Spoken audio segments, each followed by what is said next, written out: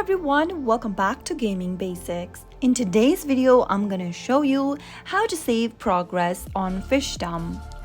If you want to save your in-game progress on Fishdom, then all you have to do is connect to one of the supported social networks. Simply open your Fishdom application and make sure that you're inside this page. From the main home page, tap on the gear button at the top left. Now in the pop-up, tap on Save Progress. To save your progress on Fishdom, all you need to do is to connect to one of the supported social networks. In this case, there are 3 social networks available that you can save your progress to.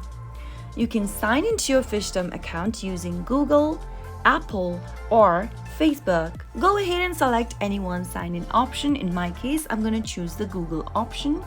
Let me just tap on it and this will take me to this new page. Here, you can choose one of your Google account that is already connected or use another account by tapping on this next option. Now type in your email or phone number associated with your Google account. Tap on the next button and on the next field, type in your correct password. Again, tap the next button and this will be able to sign you in to Fishdom. And now you'll be able to save your game progress automatically. That is how it can be easily done. If you found the video to be helpful, go ahead and give us a thumbs up.